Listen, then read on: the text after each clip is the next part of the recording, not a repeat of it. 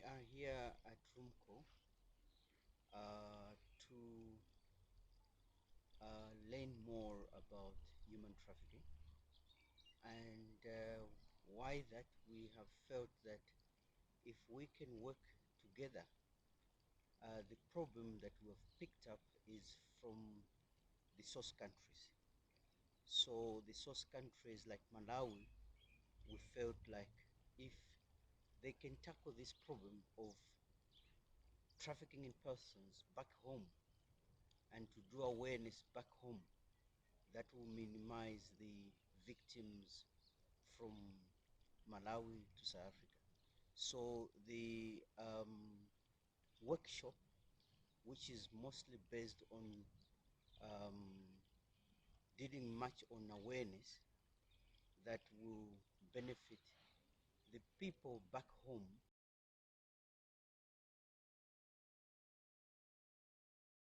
why there is trafficking persons is one, because of poverty, which is a push factor. Secondly, is knowledge. After young children have just finished their school, they have been told that when you go back to South Africa, this is what will happen. You'll be better than who you are.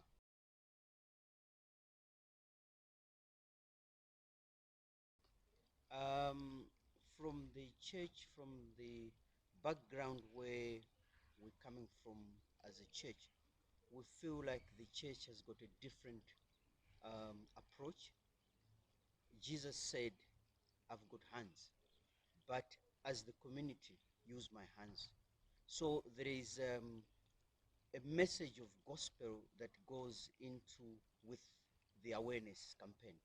And we feel like a lot of victims, before they become victims, and even traffickers themselves, when they go to church, they will listen to the word, they will understand it, because we are not law enforcement. Because on law enforcement and the government, they preach about arrest and all that. We preach about change your heart. So changing the heart is more important, because arresting, they can change ways.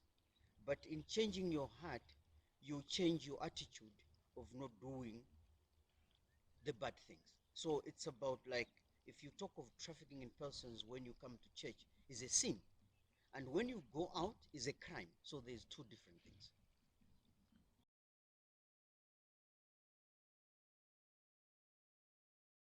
Um, what can be done is, from the church side, we have to recognize the victims. Um, let the victims speak what they want, especially when it comes to issues of poverty. First of all, as a church, we need to work on what are the push factors. The push factors is poverty. And what as a church we need to do is to upskill them so that they don't get cheated.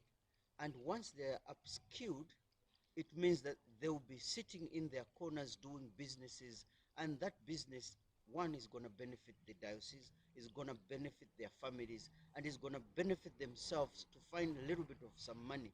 So the first thing that pushes as a church, we need to upskill, give them skills, so that when they, one, they will be having skill, two, they'll be having the knowledge of saying no one can come and cheat me, and there's no reason of moving here because I've been given this skill, and this skill, this is the reason why I'm here.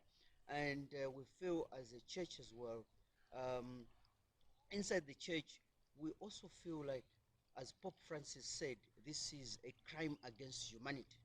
So that totally tells us that we've got a job and we've got a work to do so that we minimize it. Slavery started a long time ago.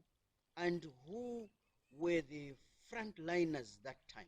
It was the same Catholic Church. So we are still here. This has just been modernized and gone underground. And where do they go to? They go to church. And we feel the church can play a better role than ever than the government.